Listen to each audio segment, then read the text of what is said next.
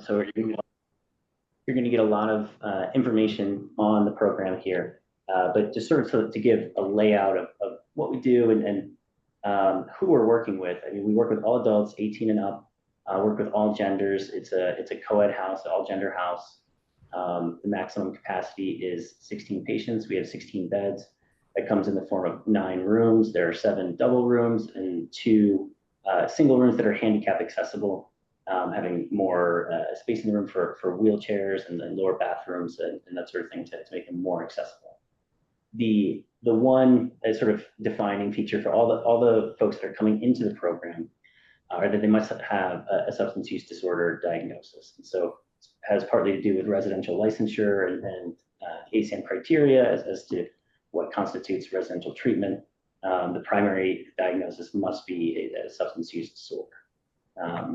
So most of the patients we deal with also have a co-occurring mental health diagnosis. It really is a pretty true dual diagnosis program. And so we do spend a good amount of time focusing on the mental health piece, though everyone there must have a substance use disorder to essentially qualify for our program. So the program tends to be best suited for those who are having difficulty with treatment for a substance use disorder on an outpatient basis. You know, the residential setting provides barriers to access and a little bit more structure in a day, more accountability and oversight.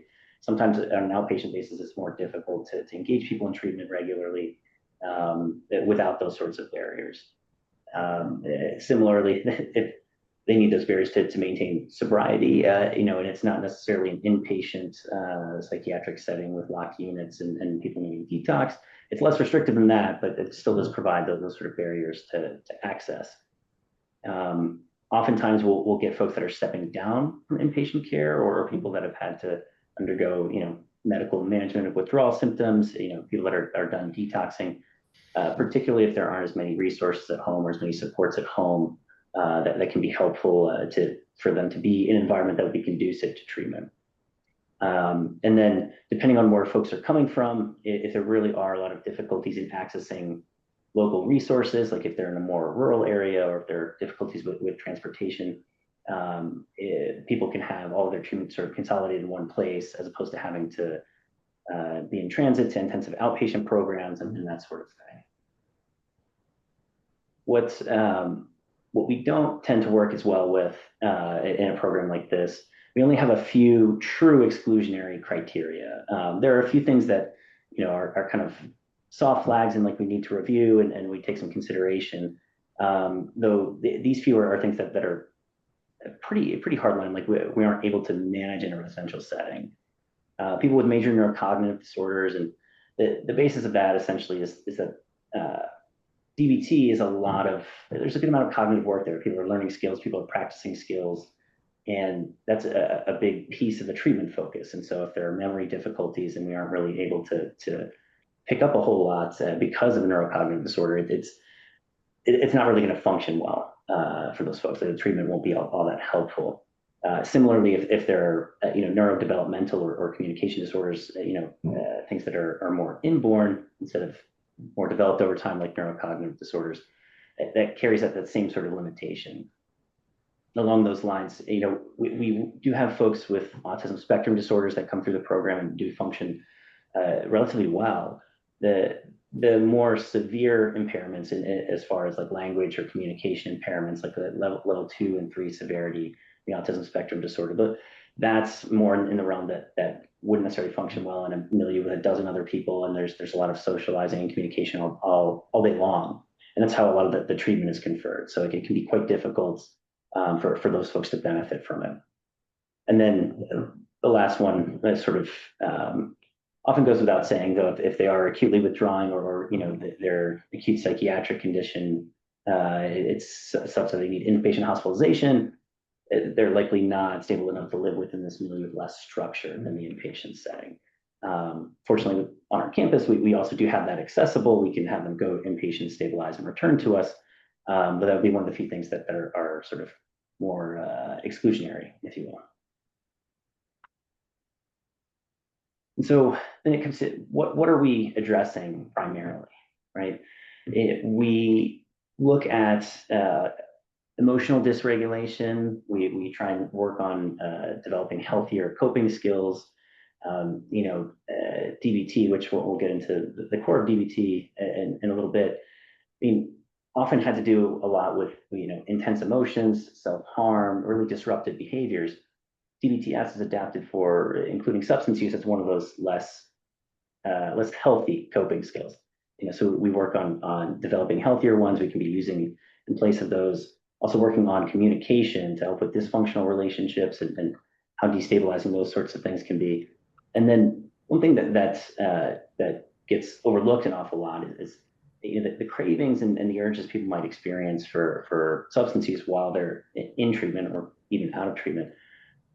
It can be just as distressing as some intense emotion. And I think the DBT-S program focus does pretty well looking at those things in particular, because they are treated as sort of like this intense experience, similar to if someone has a lot of anxiety or a lot of irritability that ramps up. Those cravings can be just as uncomfortable, and they respond pretty well to a lot of these coping skills that we're traditionally using for more emotion regulation. And so a few of the things that we end up dealing with that challenge a lot of us here. When people are coming in for admission, there's often ambivalence towards recovery. I mean, this is something that any of us working with substance use see day in and day out. I do think, with depending on, the age range and the context in which they're coming into recovery, we see more ambivalence versus less ambivalence. Though it is a voluntary program, so it's often dealing with the ambivalence as opposed to frank resistance to treatment in some way. There are a lot of folks that are quite insistent on relying on medication or have a pretty, for lack of a better word, dependent relationship with their medication and are pushing on that as the answer to a lot of what's going on. And it can be somewhat of an unhealthy relationship, similar to the substances that might be bringing them into treatment. Oftentimes, there are difficulties within families or social support systems, frequently related to the substance use, though also could be a contributor to when people are isolating more and turning to substances as a means to self-soothe. There are a lot of disrupted relationships within their families or their friend groups, their local supports.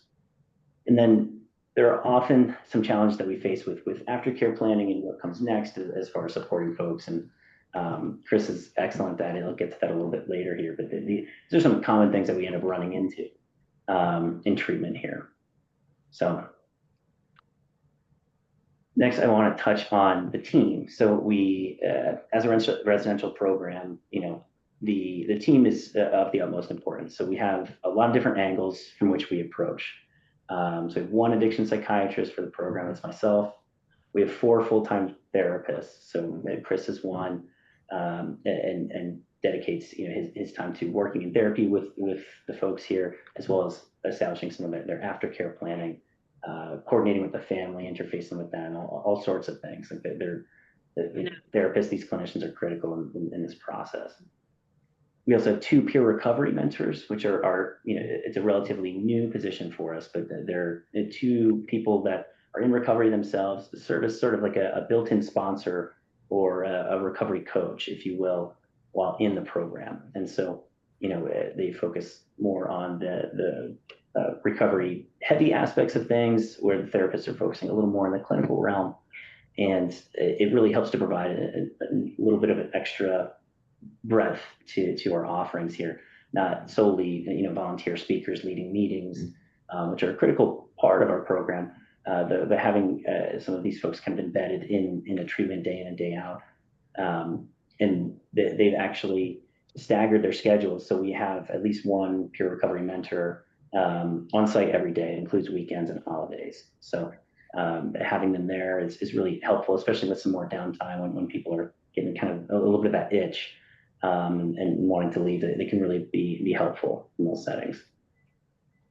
We have 2 residential counselors that are staffing the house at all times, and they are exactly that. They're trained counselors, so that they've been trained in DBT, can be helpful with doing some of the coping skills, like coaching work, and they're the staff that are in the house all the time with the patients. And so, all the medications are held within their office. They can check vital signs, any of their valuables, anything that's essentially going on with the patients in the day-to-day. Residential counselors are sort of their first line of defense. They're like a critical component of the treatment here, and really supportive of our patients.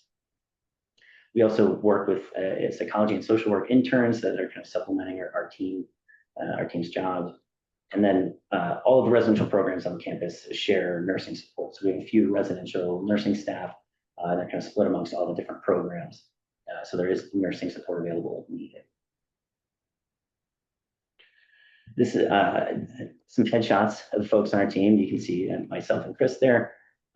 Jill Sweeney is our assistant team lead, typically helps out on these sorts of presentations, though she's thankfully getting some R&R.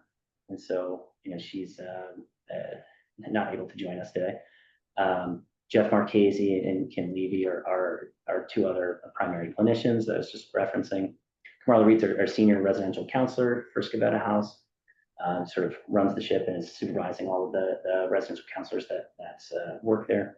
And then Lisa Galbraith and Nathaniel Bass are two peer recovery mentors I just mentioned.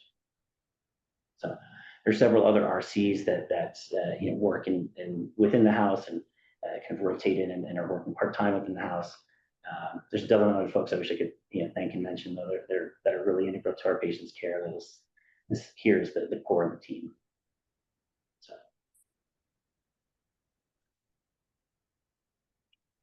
As far as how the distribution happens amongst this team, I mentioned earlier that you can have up to 16 patients.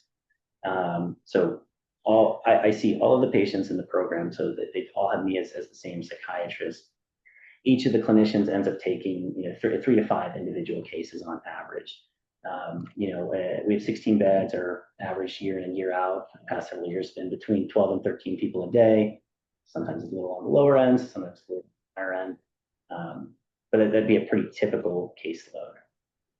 The peer recovery mentors there's 2 of them, so they're splitting those two, splitting the caseloads relatively evenly. Often we'll be working with 5 to 8 cases or so.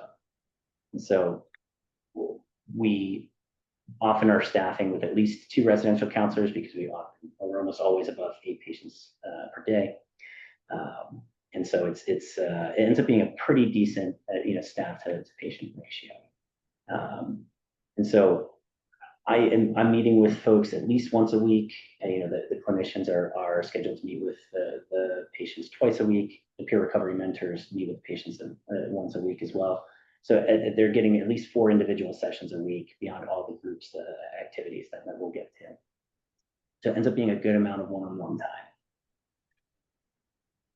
As far as our team, we communicate a lot, and it's really important as far as like what we're providing for folks is a sort of residential care where there's a lot of monitoring and there's a good amount of oversight and accountability. A big piece of that is how we work with one another. So we have 3 team meetings per week. One of those being traditional rounds, one of those being a consultation team in the DBT model, and one being a huddle that helps us to kind of prepare for the weekend and any concerns we see lying ahead. I meet with each of the clinicians weekly, independently. We can go a little more deep dive into each patient case and then kind of try and troubleshoot some things, conceptualize some cases. The residential counseling staff that are there overnight are giving us reports every single night in terms of how things have been going in the house.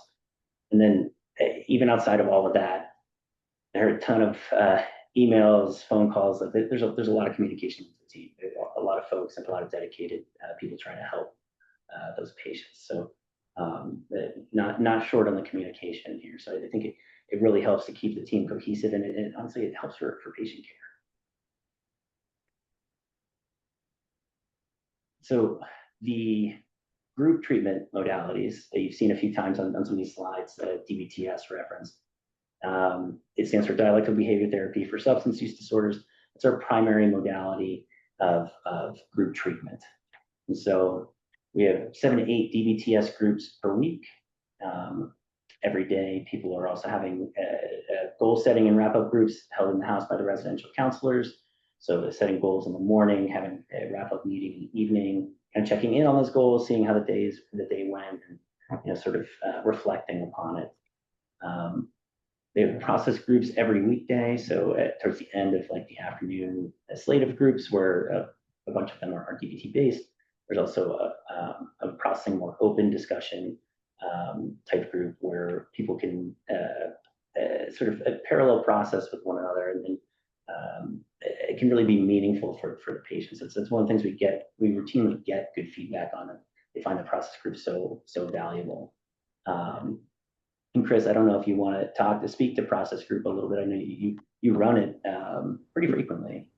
Yeah, it's a culmination of the thanks, Dr. Wade. The culmination of the crux of their programming each day. So they have typically have 1 o'clock, 2 o'clock groups tend to be more DBT skill based in terms of focus. And the nice thing is that the 3 o'clock process groups, the milieu split in two, so it's a little smaller, more intimate group. One clinician per group, and they meet consistently with the same people while they're here over their stay. So it helps with building rapport between clinician and patients, but also like forming a little more room and space in a group setting to talk about things that have come up for them either that day or in recent days. But they find it, especially after two sort of more classroom type groups, which for a lot of people it's been a while since they've been in school. They love the opportunity to sort of really process what they're going through and talk about their experience with their peers. Yeah. Thanks, Chris. And Chris is selling himself short a little bit. He gets a lot of great feedback on how he runs process groups. So our folks love when Chris runs. So um, beyond this sort of what we're seeing here, like these sorts of afternoon groups, we also mix in a variety of like once weekly groups where they'll do psychodrama or more of an experiential therapy, where there's more role playing and plotting out conversations. There's a health and medication education group where we discuss a variety of different things, biology of addiction, talking about medications for addiction treatments. Occasionally, I'll run the group as more of an open format that allows patients to ask more conceptual questions. There's a lot that can go on within that education group. There's a spirituality group weekly. There's also art therapy and yoga meditation weekly. And I'm realizing now I somehow forgot to put pet therapy on there. Everyone loves pet therapy. I don't want to miss it. I'll have to add that for the next one of these sessions. We also have nightly recovery meetings, and they vary from AA to NA, smart recovery, refuge recovery.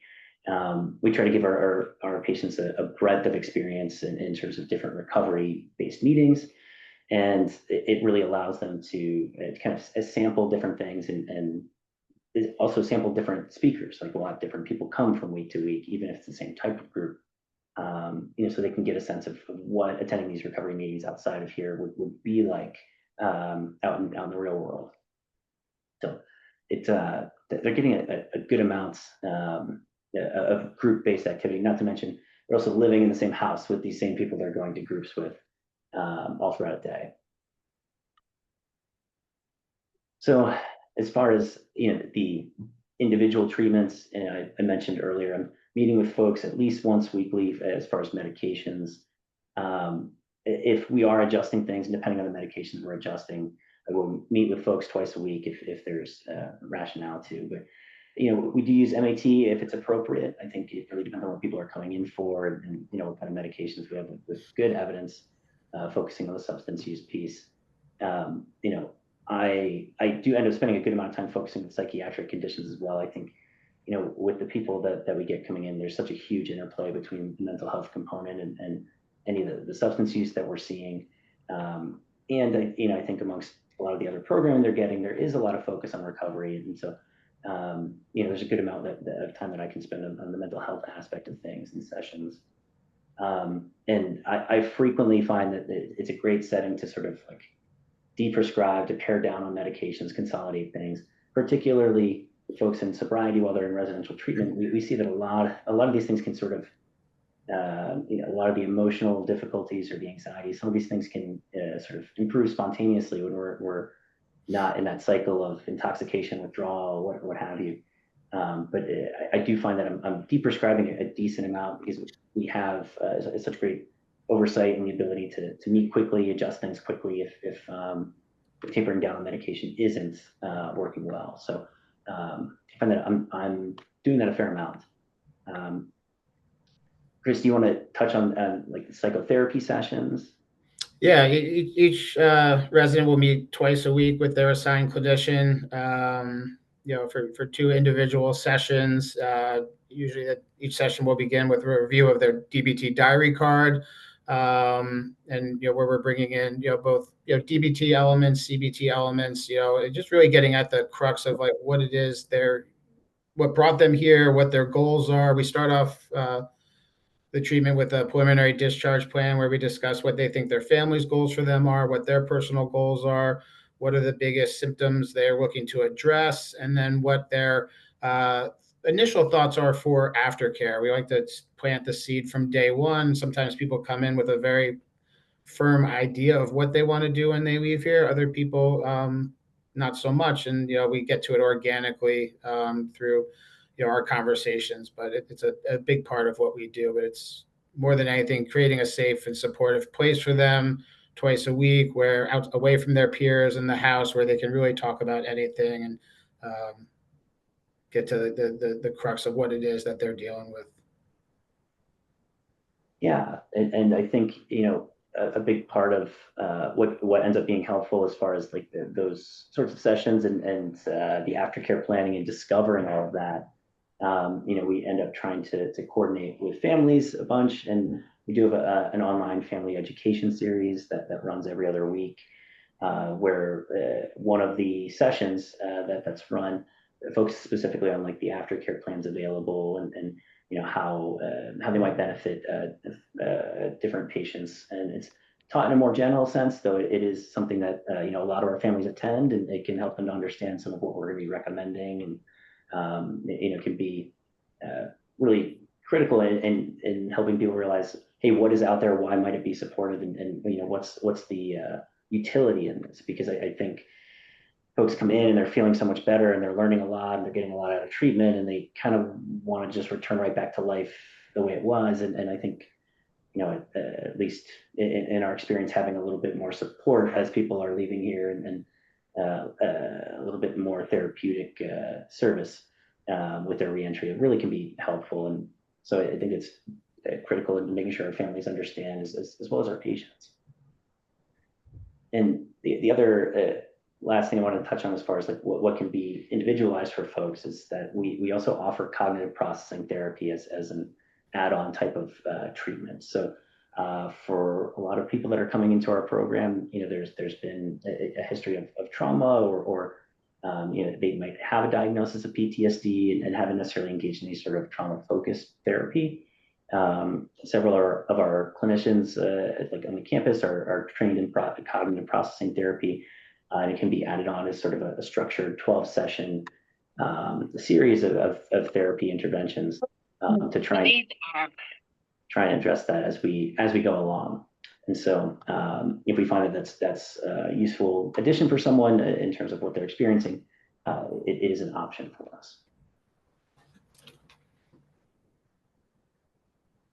This is a pretty dense looking page. It's essentially the week-long schedule at a glance. This would be for the module for interpersonal effectiveness. Reading all that text isn't necessarily important. I'm just going to highlight a couple of high points so that you get a sense of the flow of a day. Folks can start as early as 7 a.m. There is an early bird meeting. It's in the town of New Canaan. We have a good relationship with the folks there. They actually let us have patients go there every single day. A van comes, picks them up from the campus and brings them into a meeting that's just in town. And it can be really useful for our people that are early in recovery to attend, because it's not just like the other recovery meetings on campus where everyone there is in early recovery. You get to see people at all different stages that have been doing this for a while, and actually many of the people at that meeting have even come through Silver Hill at one point, and so it can be really reassuring for folks that, like, hey, this does work. People do well with this. People are engaging with this out in the community. And it's nice to hear from someone that has 15 years in sobriety versus my peers who are still in their first month along with me. And so we get a pretty good amount of engagement with that. It is pretty early, so we make it optional for folks, but it is really, when people are willing to engage, it's a really critical part of treatment for those folks. The mandatory elements of the program range they're about 12 hours of the day, starting at 9:30, where we've got the goal planning meeting in the morning, ending around 9 when they're finishing the wrap-up meeting in the house. The core DBT groups, and processing group, which we were mentioning earlier, those you'll find between 1 and 3:45. That's sort of that middle block on the schedule where everything's in red. And they do have a decent amount of free time that's built in. So it's typically about 2 hours, in the morning after the goal setting group and before lunch. There are some additional groups that are in there sort of piecemeal, not every single day. But they also have 2 hours of pretty open time after the afternoon groups and before dinner. So they have plenty of time to get in some exercise, work on their aftercare plans, do some step work. They have a lot of time to fit into their schedule for additional things beyond what we're scheduling for them. This is a sort of layout of a singular day, which might be a little bit easier to appreciate. You can see similarly, it's starting with 7 a.m. It's the early bird meeting, and kind of running through all the different groups across the day in a more sequential pattern. You can still see it, 1 p.m. they're starting a DBT group, 2 p.m. they have experiential therapy, 3 would be the primary group or process group. After you're seeing like the check-ins at the house, those tend to be around the times of free time. That might lay it out a little more clearly so people have a sense of what the average day looks like instead of a week at all, like an aerial view lens. So we also wanted to be able to show a little bit of what Scavetta House looks like for those that aren't there or haven't seen it, because it's a pretty nice house. It's got these tall slanted roofs, which I'm not an architecture person, but I'm told are quite beautiful. But it is a pretty green campus. There's a lot of wildlife in the back. We often see deers, turkeys, those sorts of things. There's a nice walking path called the Labyrinth off to the right of the house as we're looking at it from here. But it's a pretty therapeutic environment to be in. The inside of the house, the picture on the left and the picture in the middle are both of the kitchen sort of area. You can see it's a stocked kitchen. There is not actually an oven stove in this house. All the folks are going up to main house. There's a communal cafeteria where people are getting their meals, but there are fridges, microwaves, like if people can have snacks and that sort of thing. And it is still a decent place to gather. Like they've got some seating space. The picture on the right is a typical bedroom. There's 2 beds in there, but you can't see off to the sides. It's just kind of like looking through the door. There's an armoire closet area on each side, so people can hang out their clothes and things like that. But it's a pretty standard bedroom. This is the largest common area. It's just pictures of it looking in either direction. It's the main living room on the main floor of the house. There is also a fireplace off to the side that you can't really see because of the angle of the picture. But this is where people will gather in the morning and the evening for the goal setting group and the wrap up group. It's where a lot of folks will spend time sort of socializing and getting to know one another. You can see underneath one of those coffee tables, there's a lot of different games. On the back wall with a large window, you can't really tell from this far away, but so many of those things are hanging or artwork that's been created by patients. And it gives it sort of like a homey, nice like communal feel. There is one additional common area in the house, the bottom floor, referred to as the Scavetta Library. It's an additional seating area with a smaller fireplace. There's a stationary exercise bike, another TV. It just gives people a little bit of like an extra space to congregate for socializing, that sort of thing. It is a big house though. If it's relatively full, 16 people, it's a lot of people to put in one room. It can get kind of loud at times, and so having a separate common space can really be helpful. it allows people to have some space, but still be around others and maybe have a quieter conversation. So I'll turn this part over to Chris, kind of talking about transitions, coordinations, because this is something that he does really well, and I think our team as a whole does well, because it's a lot easier for folks to be sober and committed while they're here with us, and the coordination outside of here. There's a lot of supports that go to it. So have at it, Chris. Yeah, thanks. Thanks, Dr. Wade. So yeah, we certainly want to focus on capitalizing on the momentum patients start and build while they're here, and to surround them with support for success after they leave.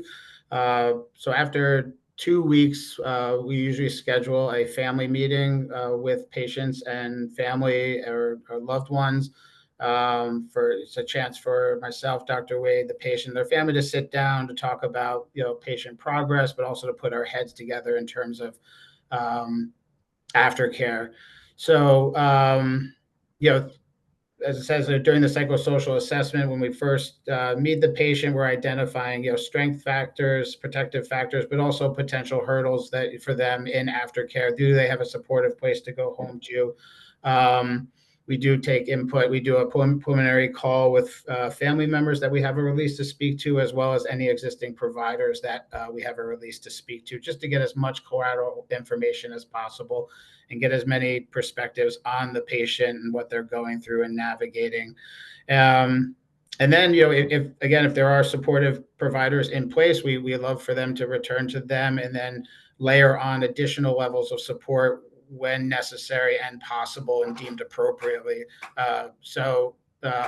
Common things we like everyone to have a therapist and a med provider, manager upon discharge, and then common aftercare options are sober living, recovery coaches, IOPs, and different things to that effect. And we have a great business development group that helps us, find, keeps us up to date with what's out there, what the new offerings are, and whether it's an evening IOP or an IOP that meets Monday through Friday or 3 days a week.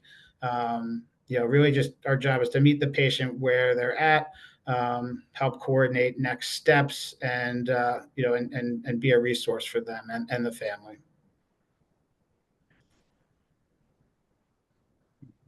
This is a little bit of what Chris was just getting into in terms of some of those things. I'd say any of these are things that we really would be utilizing a lot of times when we're trying to refer people to ongoing care.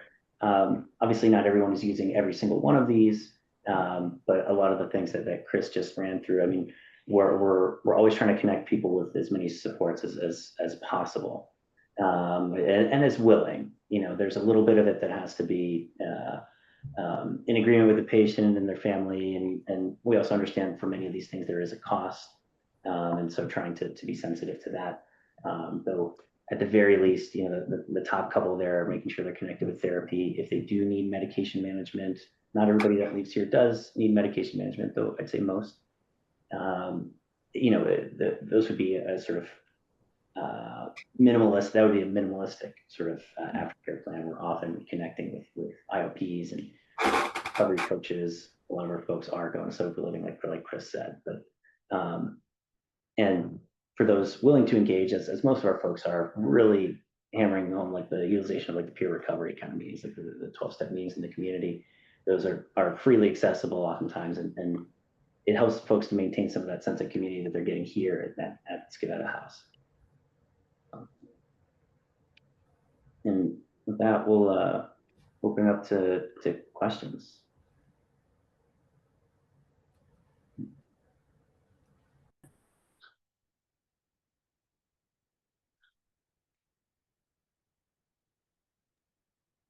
Does anyone have any specific questions for Dr. Wade? Now it would be the time to utilize the time to ask specific questions about patients, appropriateness, I can cover a little bit about how to make a referral to Silver Hill if you felt that there was someone appropriate, but I wanted to make sure I gave you the time to ask Dr. Wade any specific questions that you might have.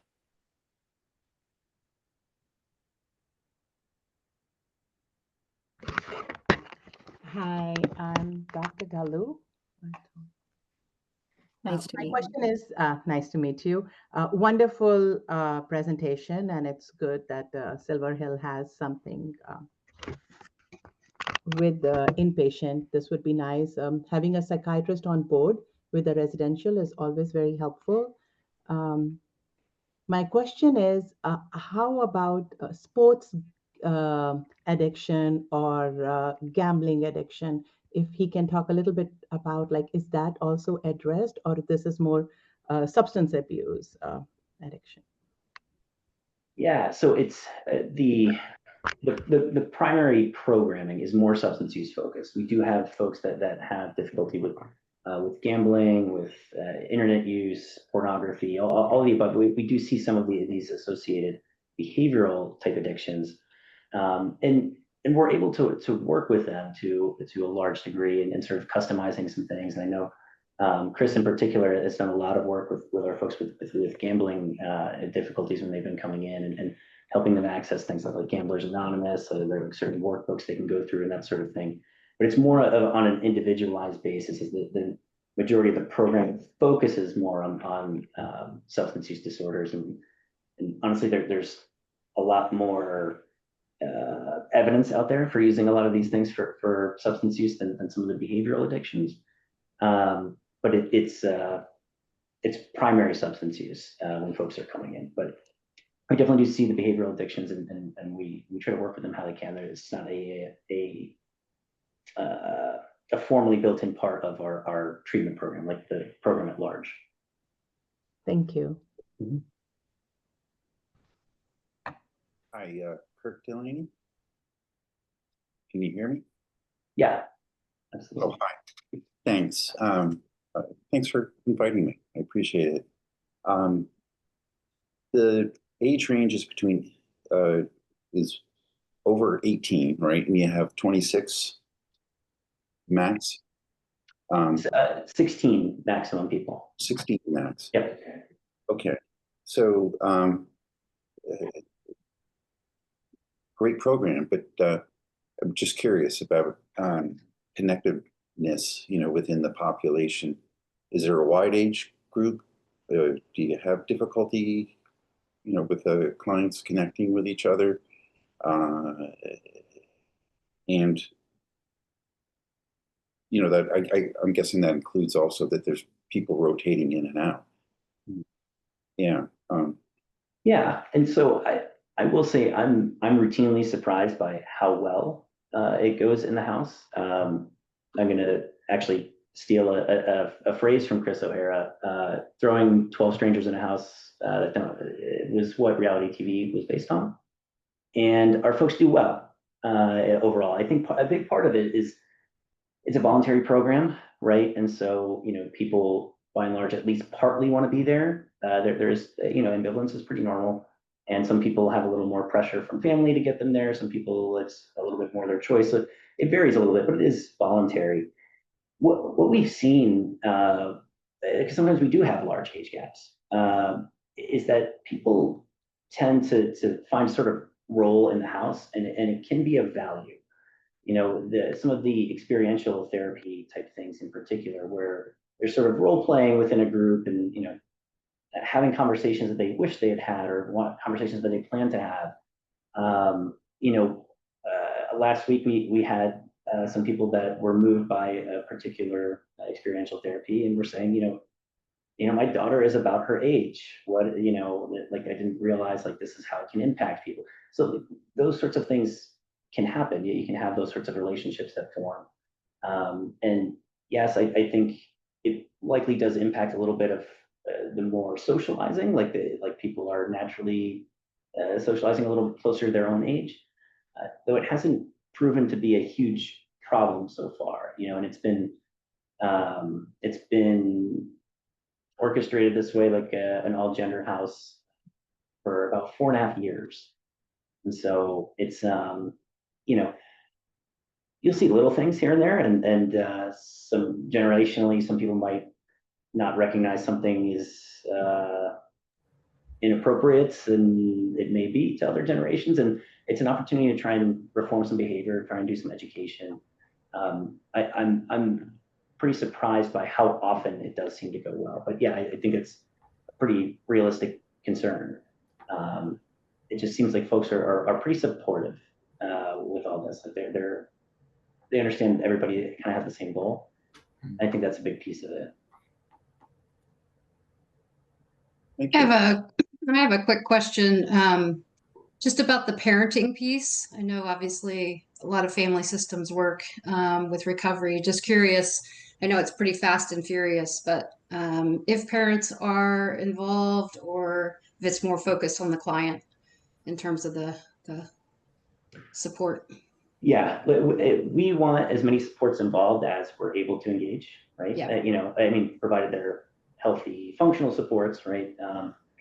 And in general, like we tend to see the difficulty most with young adults that are, you know, pushed into treatment a little bit more, and you know, teens, early 20s, and maybe they don't want their parents involved. You know, we try to work towards that.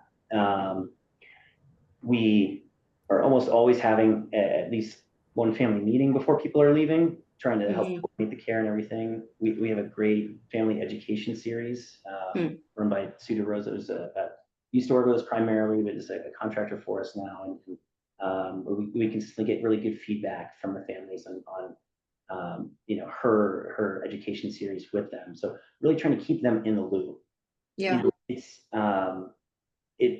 the relationships are often pretty fractured when people are coming in. And I think it's important that we're able to like start ending that while they're here. Obviously, it doesn't all get done in a few weeks, but I think we have to engage them. Okay. And so we really attempt to, and to as much as the patient will allow. Yeah.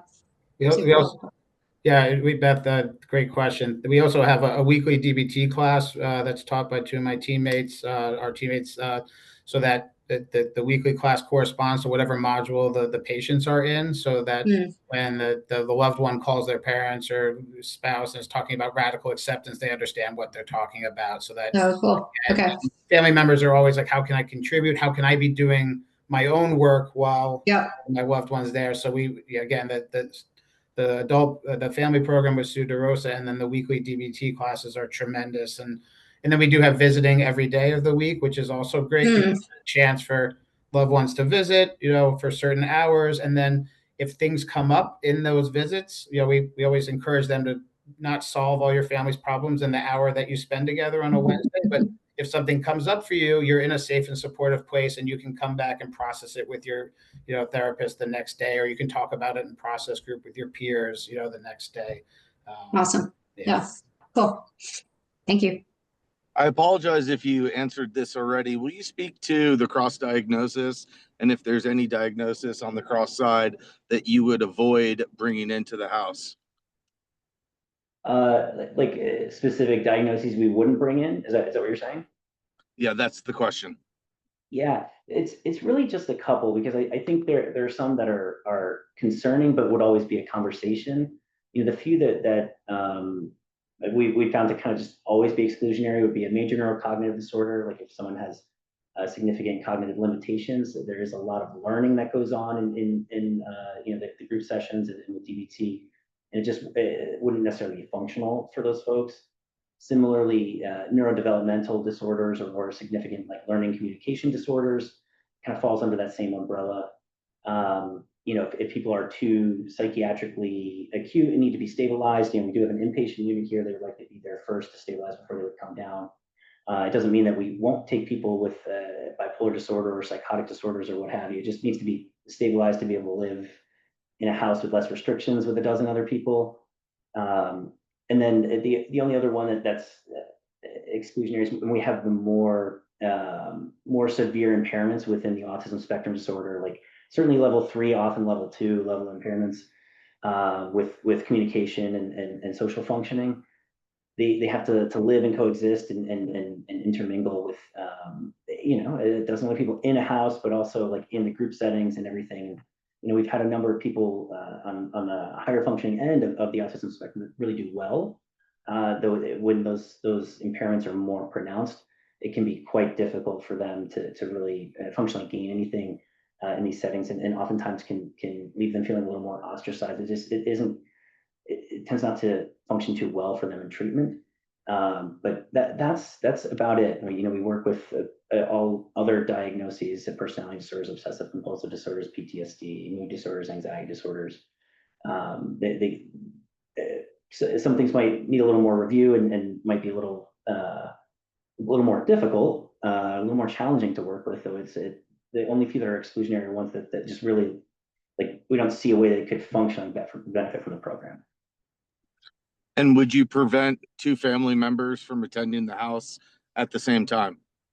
Yeah, I believe that's an institutional sort of thing. I think it would make sense just from trying to prevent any sort of interference in people's treatment, sort of keeping the therapeutic milieu.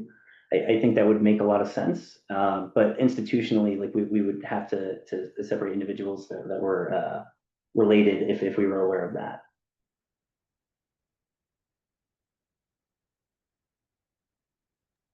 Dr. Wade, we are running out of time, so I just wanted to very quickly connect and bridge our inpatient stabilization unit.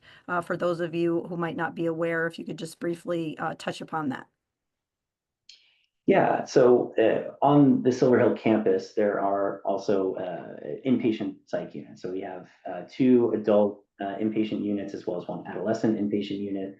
All of our patients are adults, so we'd be using one of the 2 inpatient units. But it makes it so things are relatively smooth here. If there is a sort of decompensation that would require people to be inpatient, or if there were safety concerns or what have you.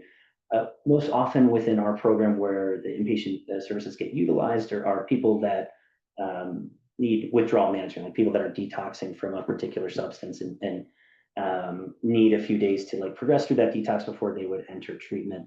Though it certainly is also there for when psychiatric concerns are particularly acute and not quite stable, functional enough to really participate in all the programming here and live amongst a bunch of other people adequately, I would say. But it's really useful to be able to have that resource right here.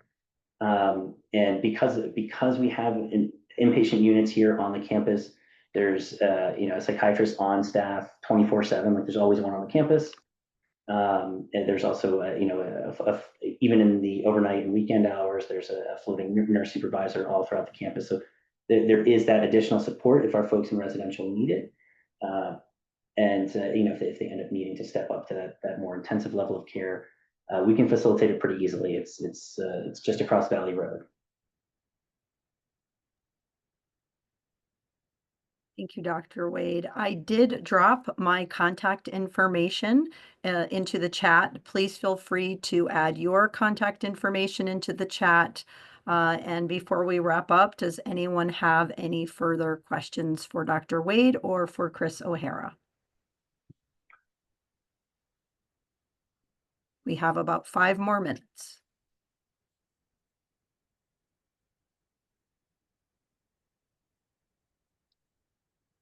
So I will take the time to let you know that our stabilization units are covered by most major medical insurances.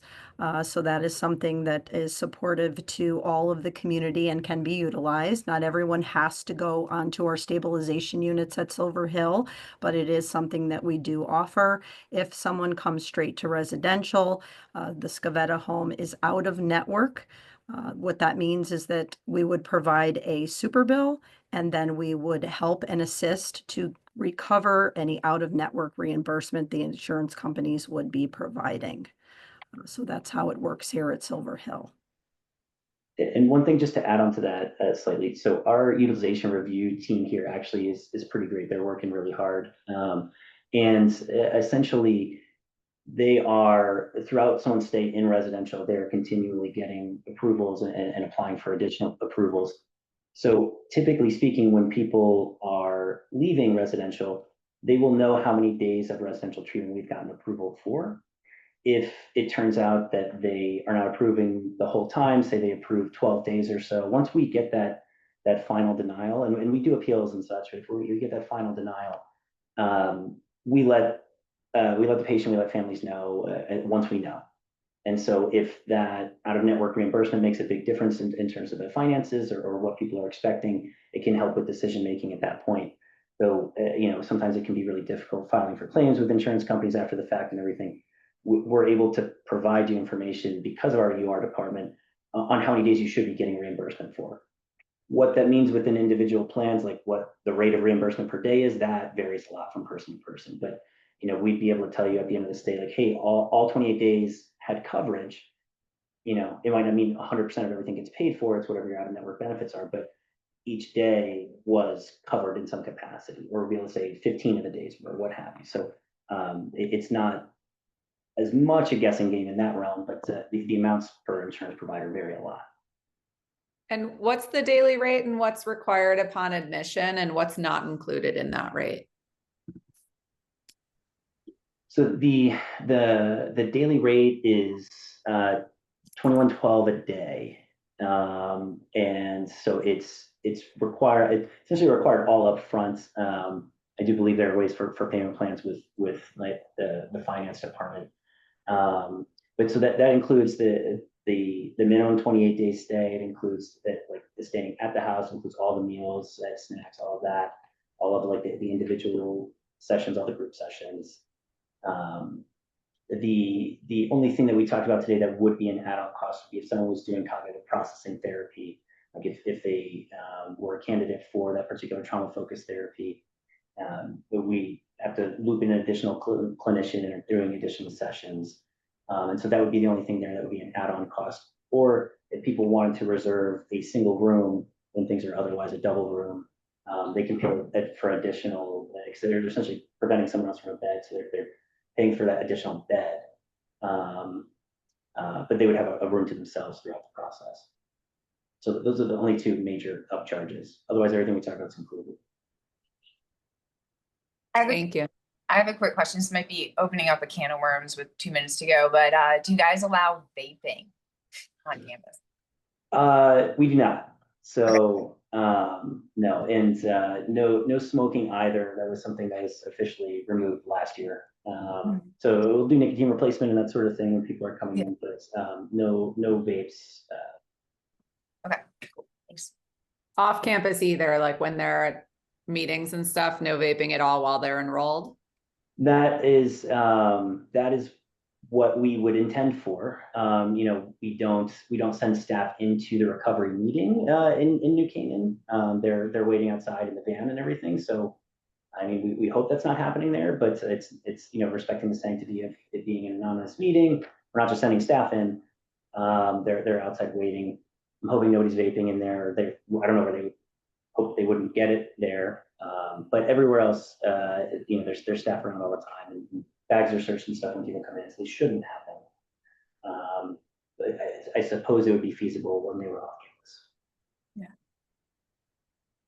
And very quickly, as we are wrapping up, if you did want to learn more or you had a patient that you felt was appropriate for the Scavetta home, there is a screening that needs to happen. You could contact myself and you could let me know the information. I would then connect the family, the patient with an senior admissions clinician who would have to do a screening of the patient. Patients have to be willing to come to Silver Hill, so that screening process is very important.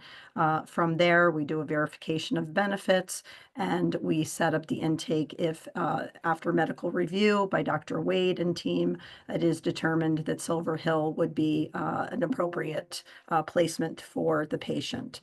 For more information, you can reach out to me at 203-519-2112. And we want to thank everyone for joining us today. And again, have a wonderful day and we appreciate your time.